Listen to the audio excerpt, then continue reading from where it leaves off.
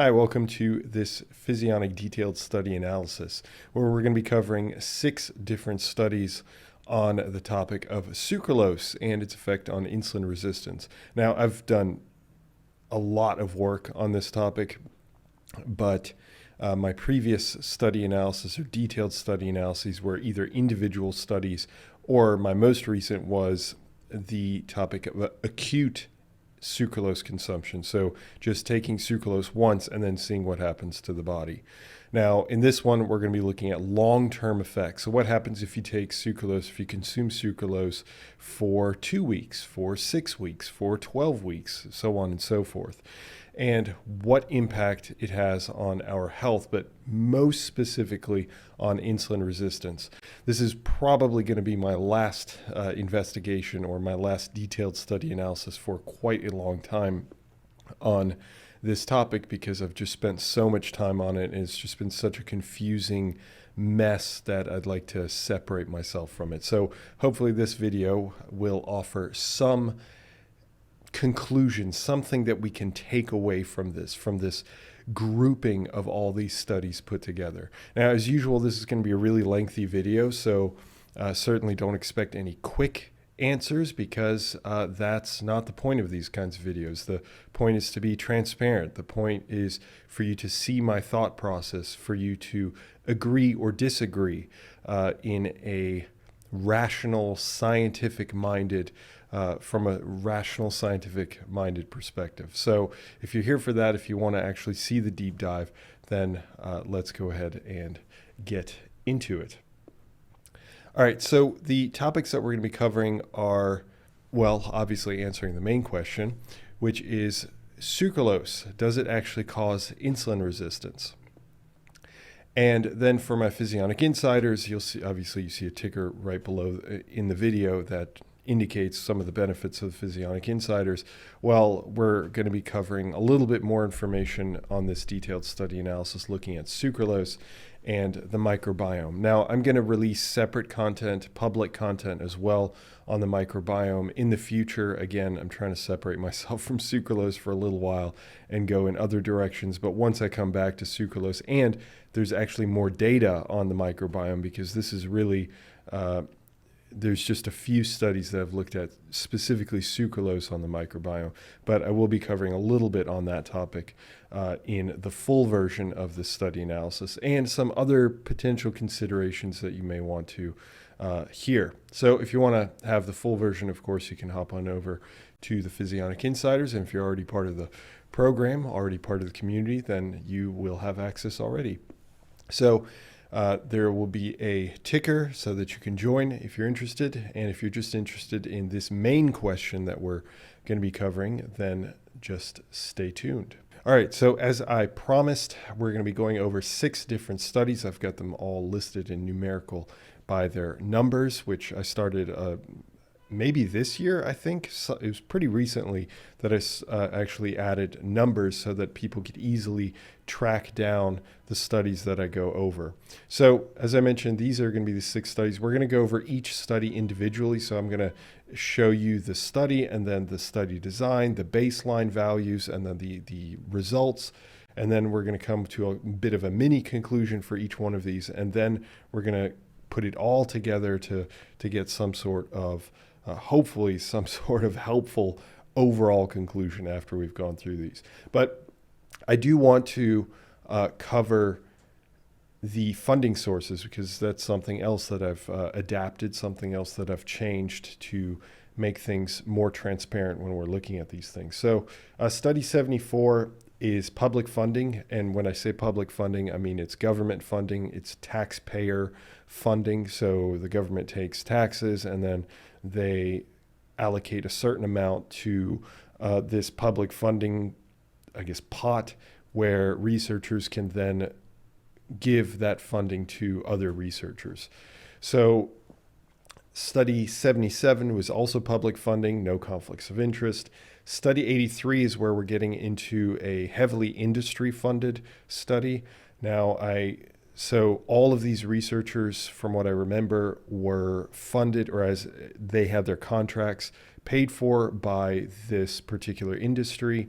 And the payment or the funding for the actual resources used for this particular study, which was extremely rigorously done, was also paid for by this industry. Now, of course, a lot of people would then, or some people would say, well, let's just eliminate that study then. I could not disagree more.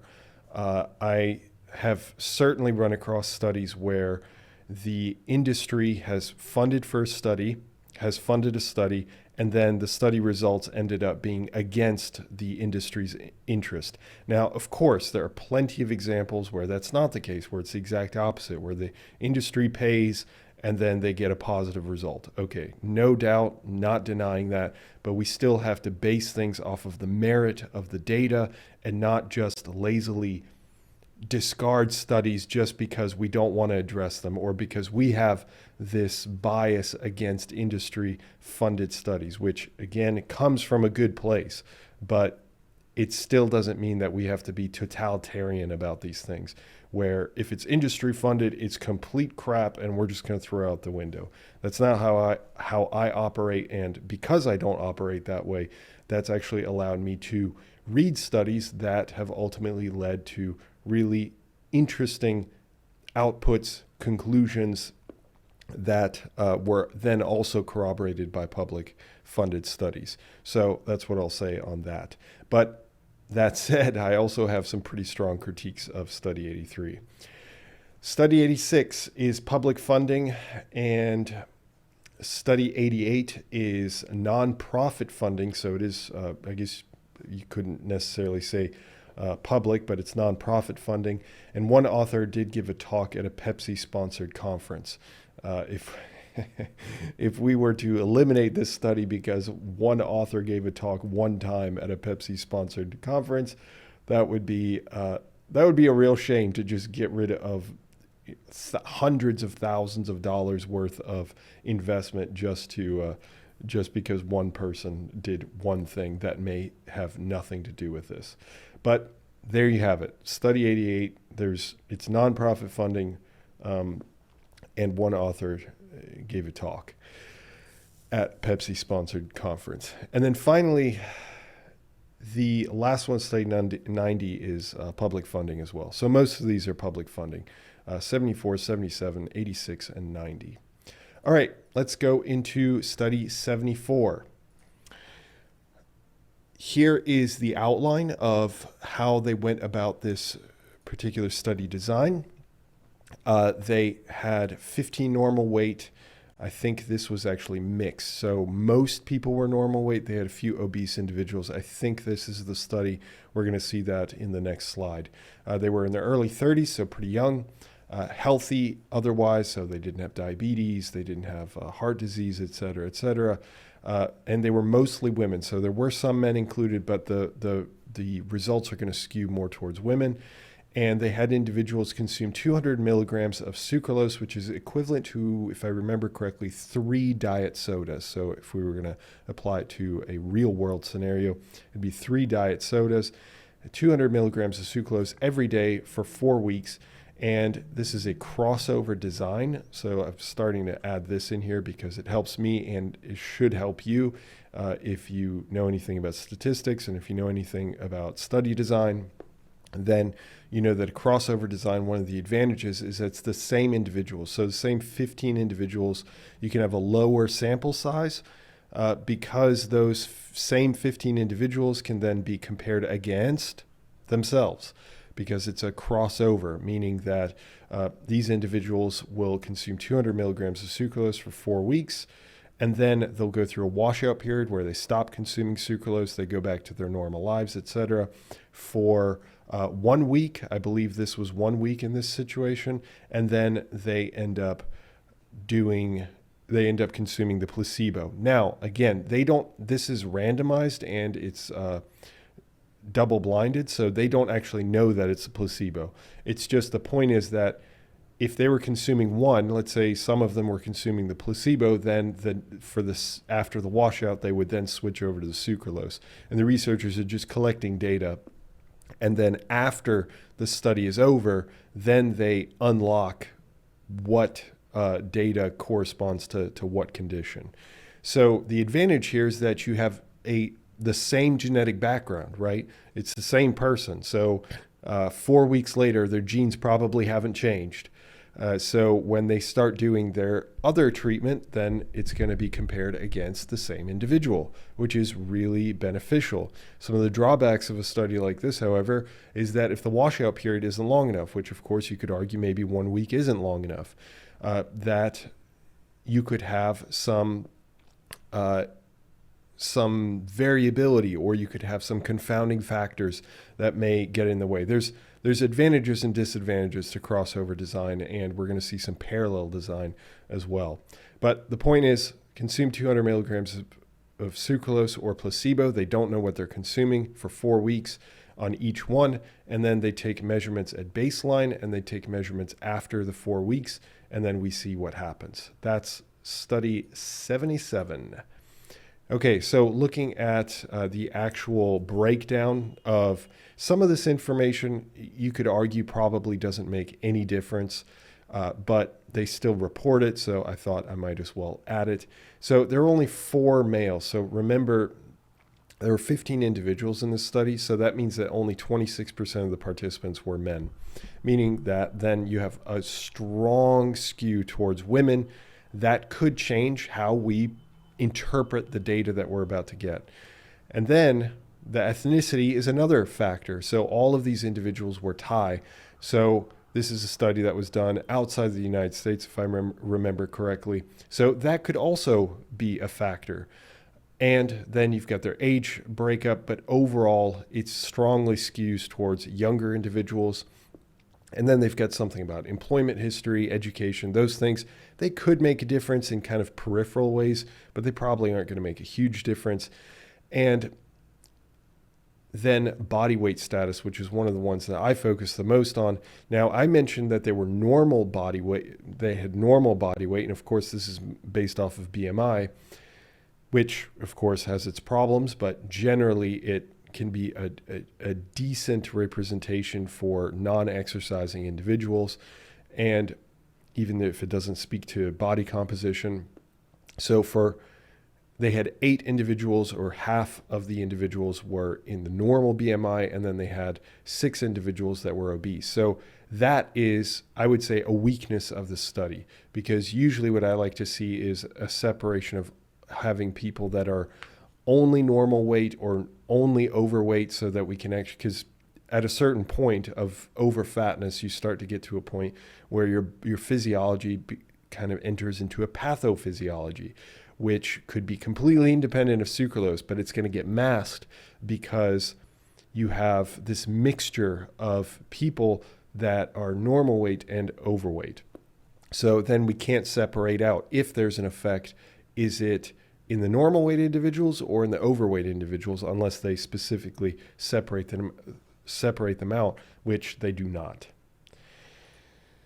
Okay, now looking at the data, what do we see? This is what's known as an oral glucose tolerance test. So we're going to look here first, and then I'll explain this. So the oral glucose tolerance test, if you've been following Physionic for a while, you know this already, but it's essentially just giving people, after the 4 weeks on sucralose or 4 weeks on the placebo, they give these people 75 grams of glucose that they consume, and then obviously that glucose has to enter their bloodstream, so it enters the bloodstream, and then there has to be an insulin response to that glucose to shuttle that 75 grams of glucose into the cells and remove it out of the bloodstream.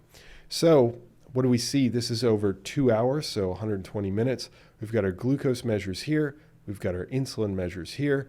We've got sucralose in the black line. We've got placebo with the white or clear triangle. And we see that blood glucose levels increase and they stay elevated, and then they start to decrease. And that's probably because insulin gets stimulated from the pancreas. Okay, so, but the question is, do we see actual divergence between these two? And the answer is definitely no. While you might see a slight difference between the two, it's definitely not going to be a real effect. However, when we look at insulin levels, we start to see there is, if you're familiar with statistics, you understand that there's a huge standard deviation. So they probably needed more participants in this study to actually see a real effect.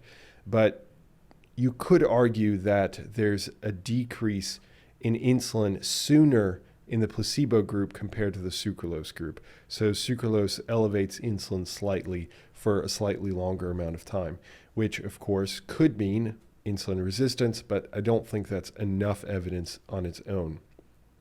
So what we can do is look at these calculations like the Matsuda index, the HOMA sensitivity, so looking at insulin sensitivity, or the opposite, so HOMA insulin resistance. So at the Matsuda index, you typically want to have a higher value because that indicates that you have greater insulin sensitivity. The same with HOMA percent S. And when we compare the two, so sucralose versus placebo, we see that sucralose has a lower value compared to placebo. So with the Matsuda index, and that's also holds true for the HOMA percent S. So this indicates that there's lower insulin sensitivity for the sucralose group, and there's higher for the placebo. And insulin resistance, just to corroborate this should be lower if you want better insulin sensitivity or lower insulin resistance. We see that it is higher in the sucralose and lower in the placebo, which all matches up together. So this is only some of the data from this study. This is the majority of the data from this study. If you want to obviously check out all the data, it follows the same trends.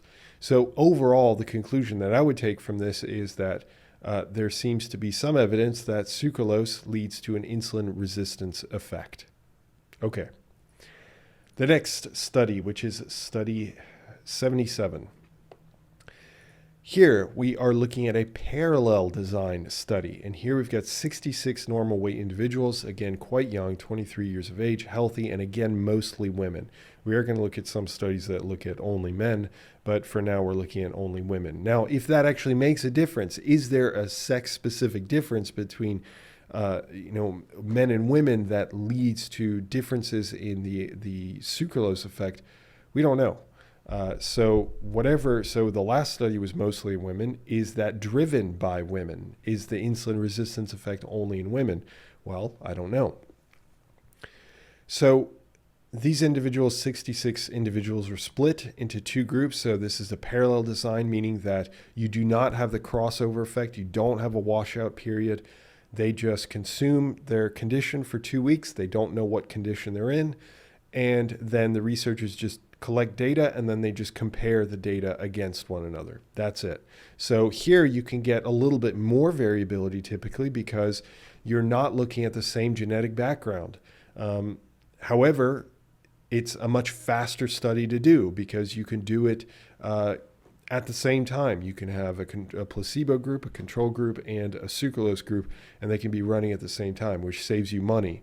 But then, of course, you may have to recruit more individuals. So there's a lot of considerations. I'm definitely not doing justice to all of the considerations that you might want to take. But the point is that this is parallel, so you don't have this crossover between the two groups. So some individuals consume 36 milligrams of sucralose for 2 weeks, every day for 2 weeks, and the other group consume placebo. This is typically like a gelatin or something along those lines, something that's going to be essentially non-active on the result that they're looking at. If we look at, I realize this is a lot of numbers, a lot of words. Don't worry about it. You can, of course, zoom in and look at all this stuff if you'd like. That's due diligence. That's great. Good for you. However, what we're looking for here is just the intervention group, which is the sucralose group, and the control group, which is the placebo group. Are there differences between the two? And if there are differences, how are they statistically significant differences?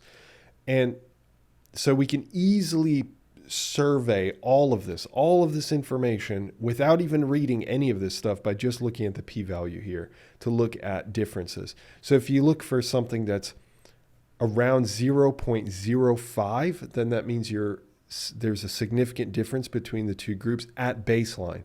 So we're looking at all the baseline data of these individuals. And if there is a difference, right, then you have to assess, okay, do I think that this difference actually could lead to changes in how I interpret the data that I'm going to be looking at? And I don't see anything here that would raise any sort of alarms. The closest one is, I think, 0.16, which is lipids. Could that be a factor? It could, but you'd have to see some sort of argument. But ultimately, it's still not statistically significant. I guess there's one here as well as diastolic blood pressure is also statistically significantly different. But I can't think of a reason why that would be an effect or change the results of what we're going to see with this study. So the most important ones like HOMA-IR or fasting insulin, fasting glucose, etc., those seem to be non-different from one another. Now, there are other arguments that could be made. I could easily go back and forth with someone and have a debate on they should have had more individuals in each group. Because you know what? I'm not even going to go into it. There's other things that you should consider, but on the face of it, that's what we look at. This is the data that we have, and it does not seem to indicate anything alarming. Oh, another one here that I would often look at is the energy consumption. So typically for these studies, they keep nutrition the same. Okay, so here we're looking, I'm not going to go over all of these measures. I'm going to go over the ones that actually changed, which are like SI, which is insulin sensitivity. And they've got two different, so you can see that there's repeats here. SI, AIRs, acute insulin response. Okay, great. Why? The reason why is because they've got an intention to treat analysis and they've got a per protocol analysis. So at the beginning of this study, they decided, okay, we're going to have these people undergo this study for 2 weeks, and we have certain parameters that they have to meet for them to be included in every single data set.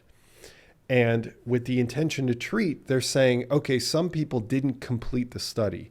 Like they only went 1 week, or they were there at baseline, but they weren't able to finish at the end. So we're going to include that data that we do have access to, so the baseline data, but we can't add the final bit of data, so for at the end of the 2 weeks.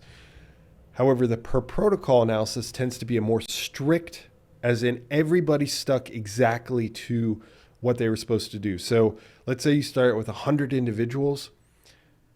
The intention to treat would take the analysis, the data from all 100 individuals, even though 5 of them didn't end up finishing the study. They take the data that they have from those 5 individuals and also include it. The per protocol would take only the 95 individuals that finished the entire study. So that's the explanation. So that's why they add both of those. I like the fact that they add both of them here. So what are we looking at? We're looking at insulin sensitivity in the intention to treat, and then we're going to look at per protocol.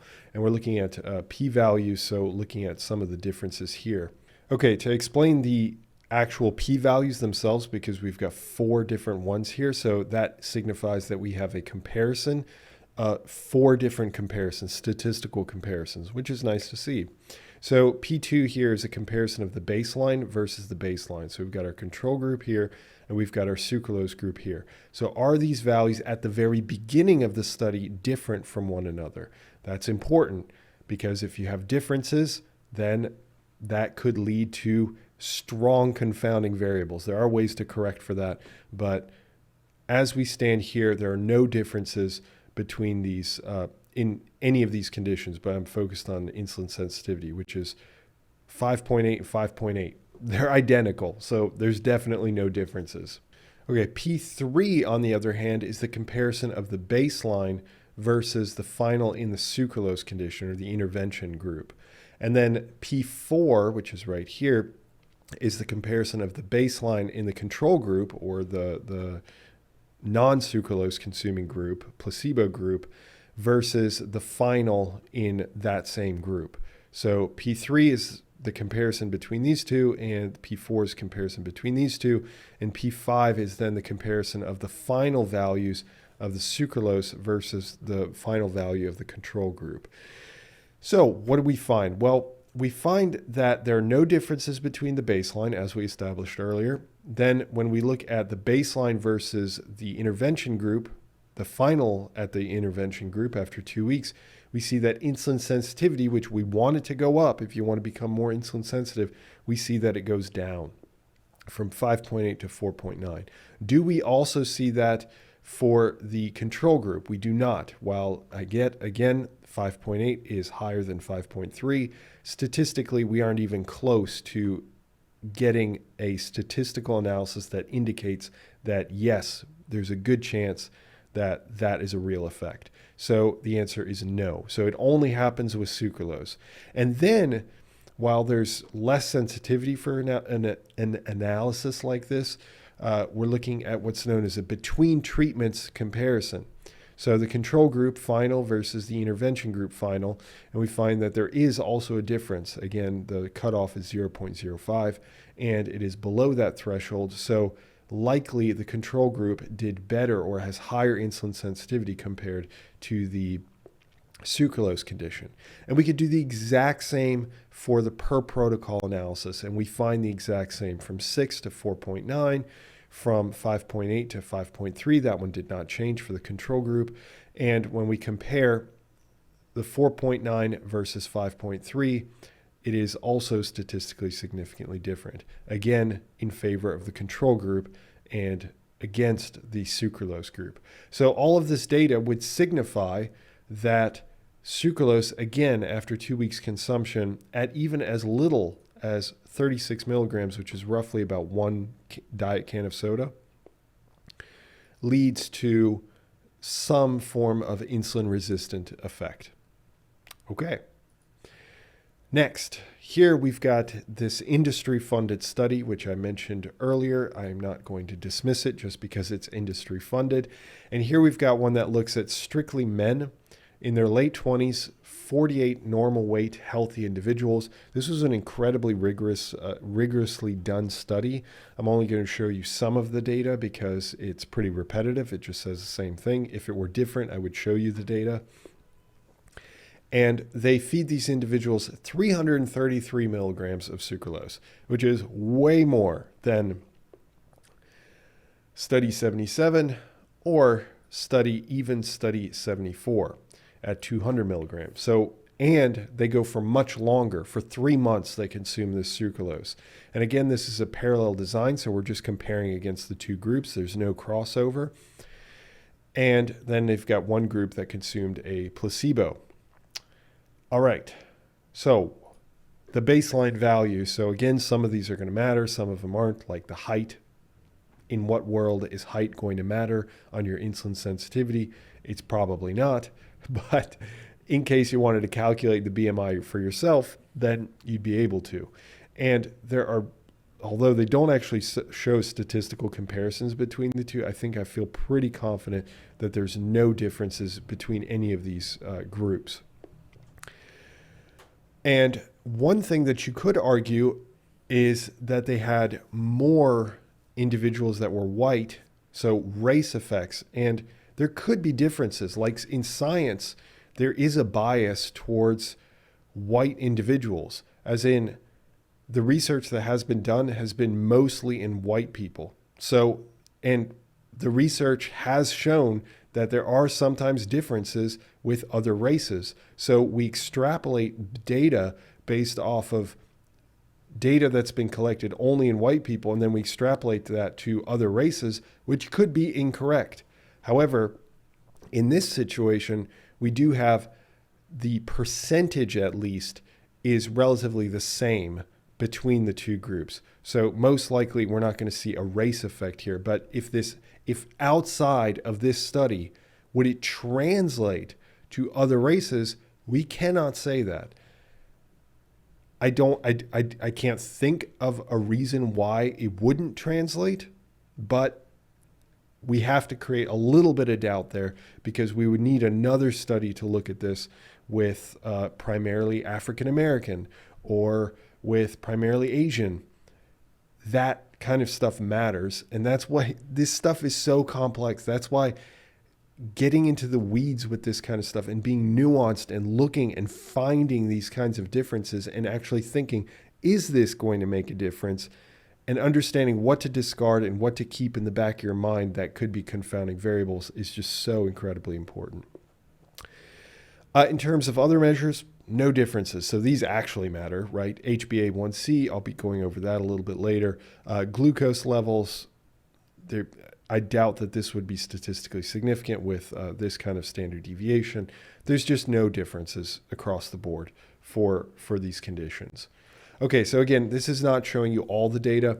This is across 12 weeks. So here we've got our baseline values. Here they're doing an oral glucose tolerance test, which is what I described earlier. Consumption of 75 grams of carbohydrates, glucose, which then enters the bloodstream, and the body has to get rid of that blood sugar and has to shuttle that into the cells. Here they do not show insulin, they just show the glucose effect.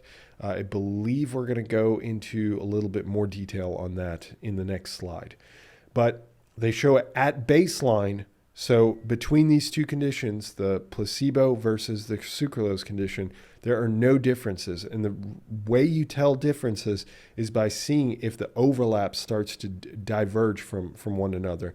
And not only that, is there a star or an indication that statistically there are differences? And the bottom line is that there's no differences. So sucralose at baseline, so measure of 1, measure 2, or the placebo at 1 or 2, either way, there's no differences. Then they do it again at the 6-week mark, as well as at the 12-week mark. And that's where I'm talking about this study being pretty rigorous in that they take many measurements, and you're definitely going to see that in the next slide. And although you see some divergence here, there's no effect.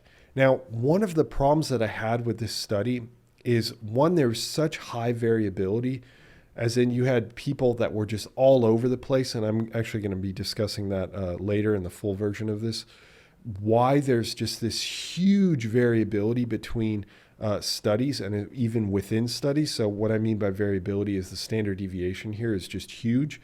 And you'll see an even way bigger standard deviation in the very next slide. So that's one thing. There's huge variability in this study. And there was variability in some of the other studies as well. But the second thing is that when you look at their statistics, when you look at their power analysis, which indicates do you have enough power, essentially, this is really layman's definition, power to actually detect a difference, if there is a difference, they used a 90% power, which is excellent, but to detect a 50% effect, which is a huge effect. So, of course, you're not going to be able to detect any difference then. But then they redid the calculation, maybe because the peer reviewers asked them to redo the calculation with a lower power, but with to detect a smaller effect. And they also found no differences. Now, the effect was 20%. Now, that may still be too much. But the point is that there are some critiques that I have of this which could be pretty problematic. But ultimately, as the data stands, at 6 weeks, there are no differences, and at 12 weeks, there are no differences between placebo and sucralose. And then finally, they did another measure 4 weeks later. So after these people had stopped consuming sucralose, they'd stopped consuming everything that they're, placebo for the 12 weeks. Are there differences? No, there are no differences. So here it's clearly superimposed on one another. So 4 weeks later, no differences whatsoever. Now, looking at A1C, which is this is a long-term measure of blood sugar levels. So if you technically, when you go to your doctor, and what you can do to trick your doctor is to consume very low carbohydrates, maybe fast the day before your doctor's visit, up until your doctor's visit, and your blood sugar levels will drop, which will mask, on a normal blood panel, will mask the fact that you may be pre-diabetic or diabetic. You shouldn't do that, of course, because you want to know the information, but if you wanted to, you could, which would drop your immediate blood sugar levels. Well, your doctor can outsmart you by looking at your A1C levels, because that is a long-term measure of your blood sugar levels, up to 3 months difference. So the reason why is because hemoglobin, which is a protein that's found inside of your red blood cells, which carries the oxygen and carbon dioxide around your system, around your circulatory system, your cardiovascular system, can get what's known as glycated, which means that sugar molecules will be bound to it or stuck to it, which ultimately leads the red blood cells to not function nearly as well, but also it's an indication of, oh, you've had a lot of blood sugar around, and it's just been continuously glycating this hemoglobin molecule. So this is a good measure of if you are diabetic or pre-diabetic or whatever it might be over the long term. So they did a lot of different measures here. So every week they did measurements, 1, 2, 3, et cetera, all the way to 12. They did measures of the hemoglobin levels.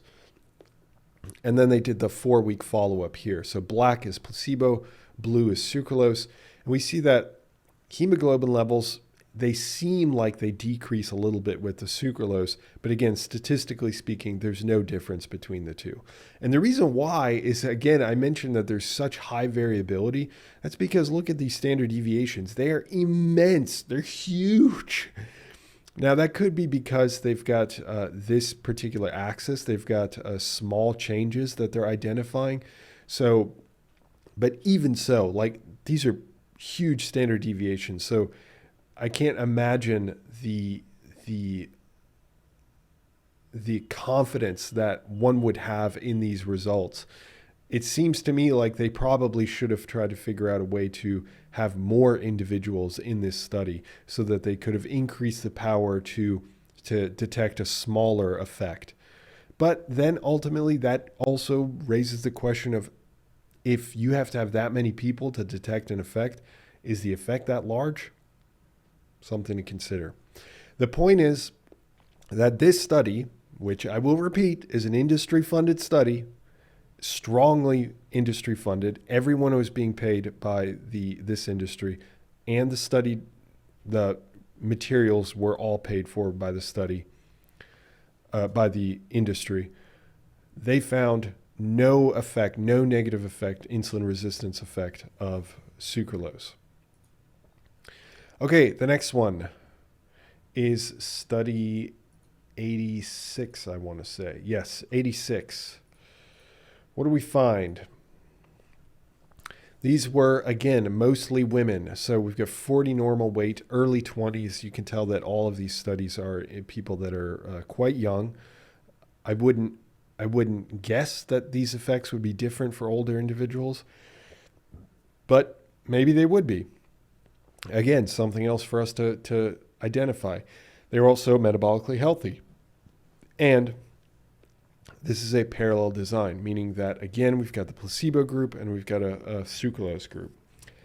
So the sucralose group consumed for 10 weeks, so close to this industry funded, and this was not industry funded, this is publicly funded. They consumed 48 milligrams of sucralose, roughly a can, maybe a can and a half of diet soda, versus the placebo. So let's look at the baseline characteristics again. And again, all we're looking for here is some form of difference between these conditions. So comparing the control versus the sucralose at the basal, so at baseline, so before they consume sucralose, or the placebo, and then 10 weeks, and then 10 weeks later.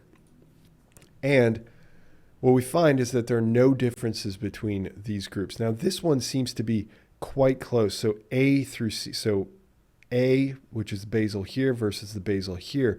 AC in triglycerides, 80 versus 120. So this could be, you could argue that this could be a potential confounding factor for this study, that there is this higher level of triglycerides in the sucralose condition. So that's something to keep in mind. But if it were something like blood pressure, I just don't see blood pressure having any sort of causative effect or somehow affecting sucralose to lead to the results that we're going to see. But lipids, like triglycerides could certainly be a factor. Now, usually you'd want to pair that with something like blood sugar levels, which seem to be perfectly normal for all of these individuals. So do I think that? Do I think there's an issue here? No, I don't. But if you'd like to argue one way or another, please feel free. Let me remove that so you can actually see what we're looking at here. Okay, let's look at the data here. So we are looking at insulin levels on the right side, glucose levels on the left. We've got our control and then the sucralose at 0 weeks. So this is the baseline measure. And then we've got it after 10 weeks. Each one of these individual dots is an individual person. So these are the participants. This is their data points, their individual data points. So each person has one data point for each one of these conditions, these measures. And then this middle line here, which is tough to see, but this middle line is it's easier to see. This middle line is the mean or the average result. And these lines over here are the standard deviations. So telling you the overall spread of the data. So these three individuals would be pulling the spread of the data wider. Now, if everyone is grouped around the mean, then the standard deviation tends to be quite small. And we can see that here, actually. These are more tightly packed together, so the standard deviation is smaller. Here, on the other hand, we've got two individuals that are way up, and these two way up, three way up, two way up, et cetera, et cetera. Okay, so insulin levels, there seem to be no differences across the board. We read this by looking for these indications over here, and we find that there are no differences in insulin levels.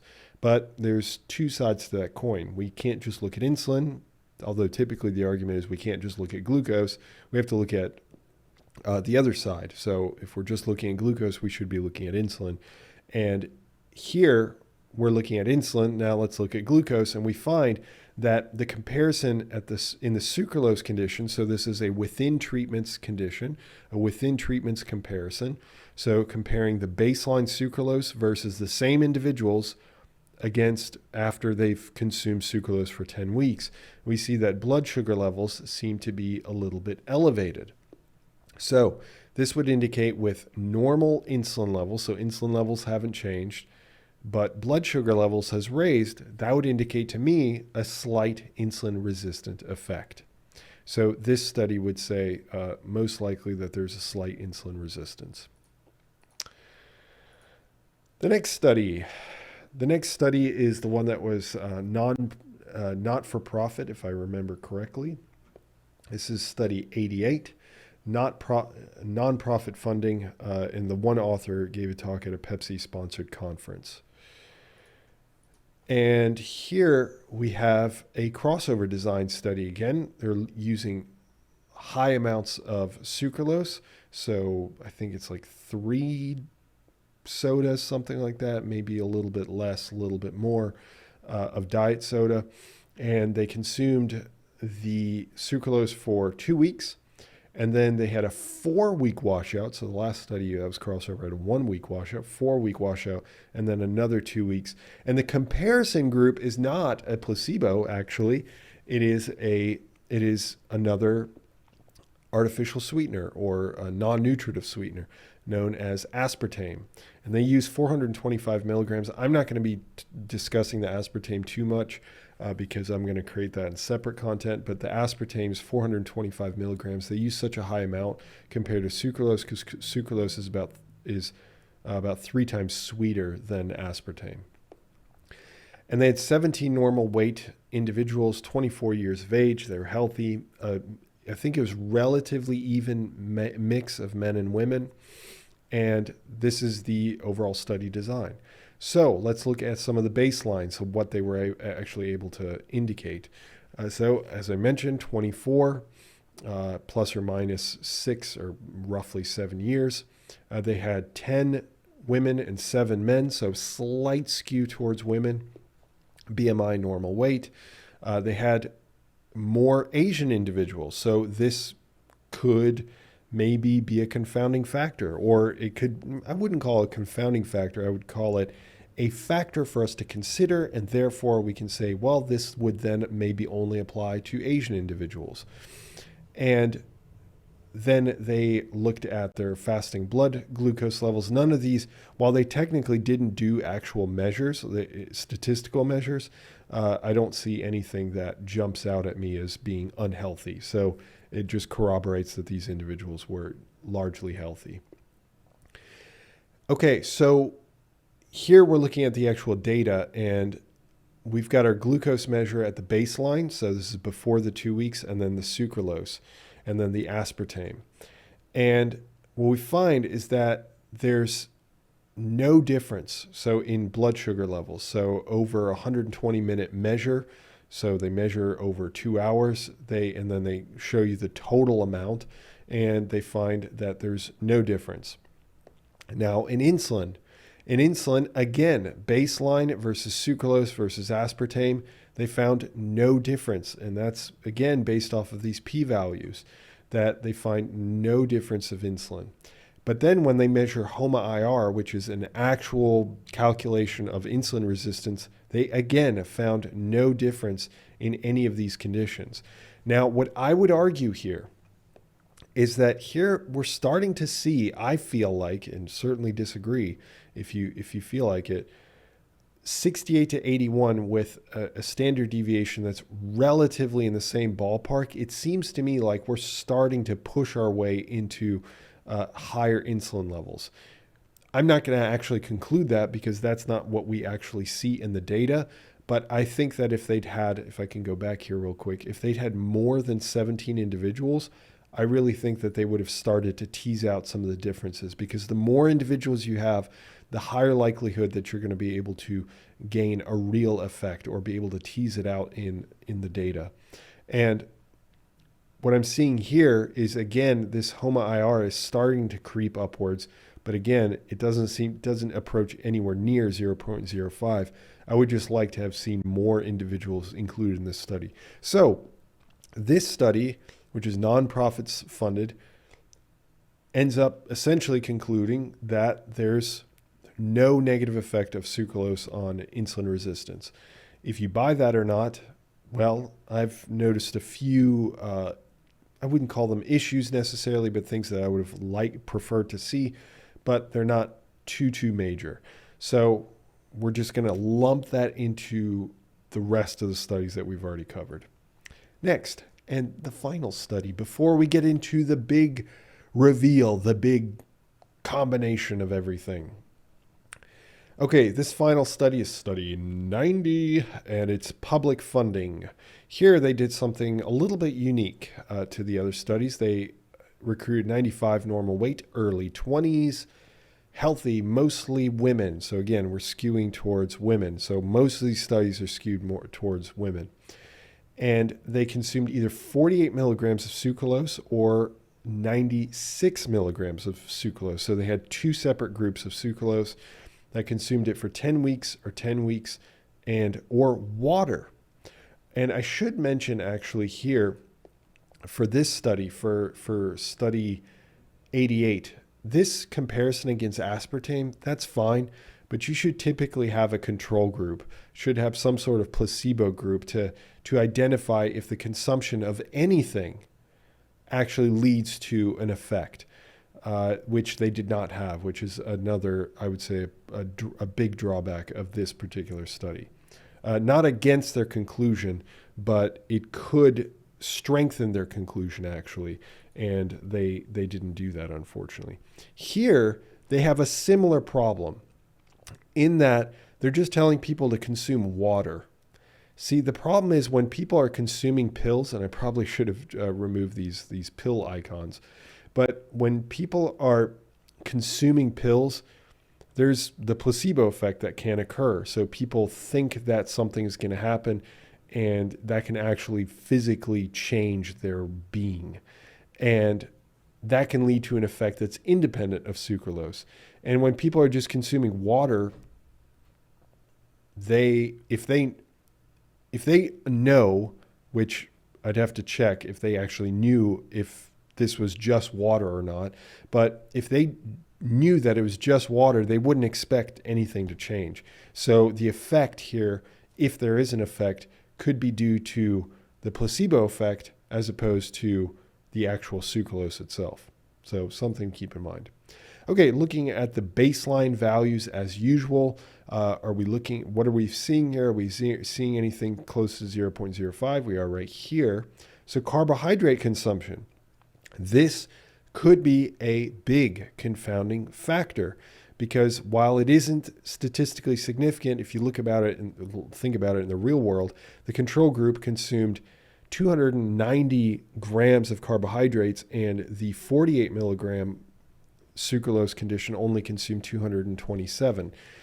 So that's a pretty big difference between the two. So that's like, 50, 60 grams of carbohydrate difference. So that could play a factor, but it also depends in which direction it plays a factor. So we'll see exactly what I mean in just a little bit. Total body water may have been different. Again, they have a good amount of people in each condition, so 30, 31, 34. And the adherence was a little bit lower in the high sucralose condition, so that could play a factor, as well as in the control condition.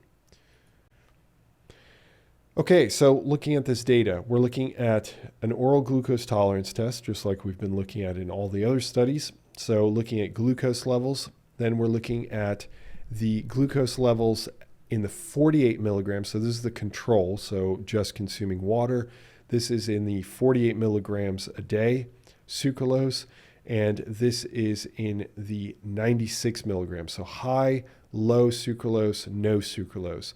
And the dark lines, or the dark dots, are after 10 weeks. So we're comparing the before versus the after, week 0, week 10. When we look at these values, there are no differences in the control condition. So they're the exact same in their blood sugar levels with an oral glucose tolerance test at baseline and 10 weeks later. However, when we look at the glucose levels in the 48 milligram, we find that there is a difference. And not just when they consume the glucose, not just when they consume the oral glucose, but also beforehand. We can see that they add the glucose at the time 0, but they measure at minus 15. And minus 15, there's already elevated blood sugar levels after 10 weeks with sucralose consumption. And then we see that while technically these aren't statistically significantly different from one another, you're starting to maybe start seeing this separation. And maybe if they had had more individuals in this group, they would have been able to tease out a bigger separation here. So this is a within treatment comparison, so comparing the same individuals against themselves. Even though this study is a parallel design, this is a within comparison because you're comparing the pre versus the post comparison. And there is one time point that is statistically significant, which is at the 120-minute mark. So they did this for about 3 hours. But what's really intriguing is the fact that the higher sucralose consumption did not lead to any of these effects. The before, the during, nothing, no differences. It's like the control. It was like no effect whatsoever, which is really mystifying and really would indicate to me like we need way more research on this. But again, there's certain considerations that I'm going to mention later on. Okay, and then they look at the area under the curve. So this is over time. Now we're looking at the total effect. And while this isn't 0.05, I would bet money that this is statistically significant. $5. I'll bet $5 that this is statistically significant. And especially since we're already seeing it on multiple time points here. So the 48 milligram sucralose group had higher glucose levels overall compared to the other groups, even by comparison to the 96 milligram sucralose condition. So what could be explaining some of these results? Why did this not have an effect and this did likely have an effect? Well, I cherry-picked, to be clear, I cherry-picked some key pieces of data that I thought might explain and would offer some added pieces of information. Now, certainly I welcome you to, they have a bunch of measures looking at triglycerides, looking at their I don't know, creatinine levels. I just didn't think that some of this stuff was relevant, and some of them just didn't change. They were not different between the two groups. So I just picked out the most pertinent, so you're aware that I have cherry picked this. So we've got our week 0, so baseline versus our week 10. We've got our 48 milligrams, 96 control, and we've got that across the board. This is in looking at insulin levels, glucose levels, which we've already looked at glucose levels with the bar charts and whatnot, but we'll look at it again. Energy, so the overall caloric consumption, there's something intriguing here, and HbA1c, which is what I mentioned earlier with one of the studies, that is the glycation level of the hemoglobin protein in the red blood cells. So the insulin levels, intriguingly, there is an increase in the 48 milligram sucralose condition. And technically, there's no increase in the 96 milligram, but it does seem like it's starting. I think maybe if they'd had more participants in this condition again, that they would have seen a statistically significant increase in the 96 milligram as well. And there is no difference in the control. Okay, so that's one thing. So it's possible that insulin levels are elevated in the sucralose conditions. Glucose, again, we saw, again, with the high sucralose, there's no difference. But with the 48 milligrams, we did see an increase, and that's what we see here again. So it's 0.05. In this analysis, they did 0.06. The bottom line is that it's increased.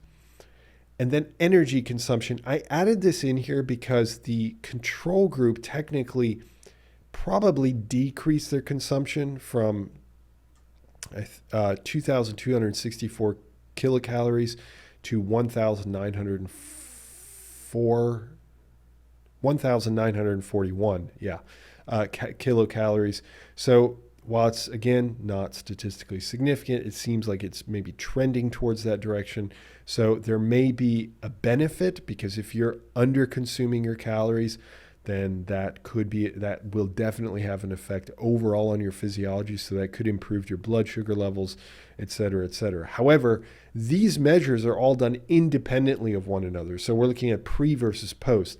These are not dependent on the control. So this is, and we're not seeing any differences here. So I don't think that that is an actual effect. However, what could be an effect here is the 48 milligram sucralose condition did eat more. Slightly more. It seemed like it. Again, not statistically significant, but getting close there. So could you argue that maybe they were consuming a little bit more, and that's what led to this overall effect? You could argue that. I think you could, especially over a 10-week time period. But then you'd have to see, okay, did they gain weight and things like that? And then finally, HbA1c, which I thought was really fascinating, because this is one where the 48 milligram did not have an effect, but the 96 milligram did have an effect. And I told you that this was a long-term effect, long-term measure of blood sugar levels. And we see that it increases with the 96 milligram sucralose. So there's something going on here that we don't fully understand. We don't know. But clearly, if we were to group, and the researchers do this, I just don't show you the data. If we were to group the lower sucralose and the higher sucralose conditions together, we'd probably see effects compared against the control and baseline versus post. So most likely, this is indicating that the sucralose is having an insulin resistance effect. Or at the very least, it's raising insulin, and it's leading to a slight dysregulation of blood sugar levels. Okay, that was a lot. So I'd like to put everything back together. And what I've just noticed is that I left out one of the studies. So study 74 is left out of this, but it would be a green check mark. So just make a note of that. And the basic question is, based off of the results, some of them were really mild effects. Some of them were direct measurements, so looking at HOMA-IR or the Matsuda index, or looking at insulin sensitivity. We saw that with study 74, 77, 79, and 90, so 4 of the studies showed that there was at least dysregulation of blood sugar with the consumption of sucralose at really any dose. We're talking 30 milligrams to 200 milligrams. or more, which is multiple, from one diet soda to multiple diet sodas. And meanwhile, this study right here, which was industry funded, did not find a negative effect. And this study, which was nonprofit funded, also did not find an effect. I had problems with both of these. I had slight problems with a few of these other studies as well. So overall, the trend of the data based off of these studies would push towards it being a negative for insulin sensitivity, meaning that sucralose has a negative effect and therefore raises insulin resistance.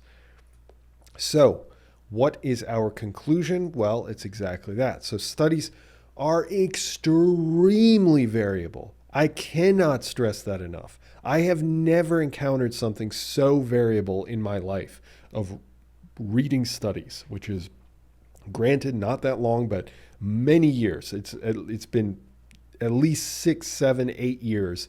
Well, 8 years that I've been doing this. So they're extremely variable in their results, with some showing mild insulin resistance effects of sucralose and others not.